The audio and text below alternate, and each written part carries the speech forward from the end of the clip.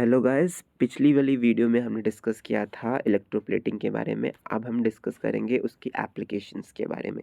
तो सबसे पहले क्या है, electroplating is used in industry for coating metal object with a thin layer of desired material. तो इलेक्ट्रोप्लेटिंग कहाँ पे यूज़ होते हैं? इंडस्ट्रीज़ में यूज़ करते हैं मट्टी ऑब्जेक्ट्स को कोट करने के लिए। ठीक है, किसी थिन लेयर से कोई भी जो हमें डिज़ायर्ड मटेरियल चाहिए इसका हमारे पास यूटेंसिल होना चाहिए, लेकिन आप नहीं यूज़ कर पाते तो उसकी कोटिंग चढ़ा देते हैं। ठीक है, chromium has a shiny appearance. तो क्रोमियम की काफ़ी शाइनी अपीयरेंस होती है। ठीक है, जो कि करोड नहीं होता, उसमें जंग नहीं लगता है। तो जंग नहीं लगता है तो क्रोमियम को प्लेट किया जाता है ऑब्जेक्ट्स में, जैसे बाइसाइकिल के पार्ट्स में, कार के पार्ट्स में, टेप्स। ठीक है, गैसेस बर्नर्स, व्हील रिम्स, इसमें ये जो सारी चीज़ें हैं यहाँ पे क्रोमियम का यूज़ किया जाता है, क्योंकि इसका शाइनी अपीयरेंस की वजह से, और प्लस इसमें कोई भी मटेरियल में जंग नहीं लगता, इसकी वजह से भी इलेक्ट्रोप्लेटिंग की जाती है। Jewelry makes electroplate gold silvers on less expensive material to give an appearance of the silver or gold। तो ये बहुत इंपॉर्टेंट है। कोई कोई भी हमारा काफ़ी एक्सपेंसिव मटेरियल हम यूज़ कर रहे हैं, तो हमें यूज़ करना, हमें शौक है भाई, हमें गोल्ड और सिल्वर की ज्वेलरी पानी है, तो हम क्या करते हैं, इलेक्ट्रोप्लेटिंग करा देते हैं, उसमें पानी चढ़ा देते हैं, जैसे बोलते हैं देसी लैंग्वेज में।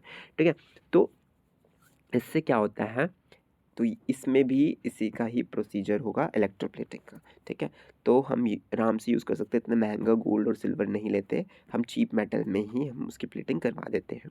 Tin cans are used for storing food are electroplated with tin over an iron because tin is less reactive than iron and protect the iron from corrosion।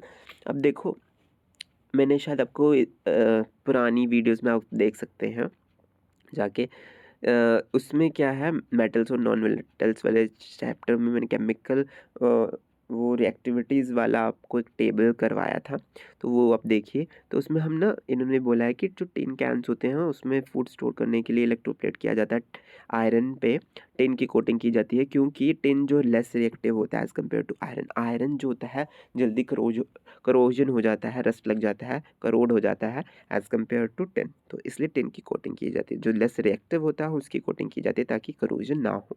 ठीक है, नेक्स्ट आता है iron object are coated with zinc in to protect it from. जब iron की coating, ये iron है suppose करो, इसमें जिंक की कोटिंग कर दी है, ठीक है, ताकि करोजन ना हो, क्योंकि जिंक लेस रिएक्टिव है, तो इस प्रोसेस को बोलते हैं गैल्वेनाइजेशन। एक स्पेसिफिक टर्म है कि जब आयरन ऑब्जेक्ट पे जिंक की कोटिंग की जाती है, that process is known as galvanisation, और उस आयरन जो तब बन जाता है आफ्टर कोटिंग, को गैल्वेनाइज्ड आयरन बोलते हैं।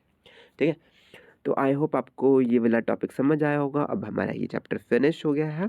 अगर आपको इससे रिलेटेड कोई भी डाउट है, you can ask in comment section. Till then, bye bye.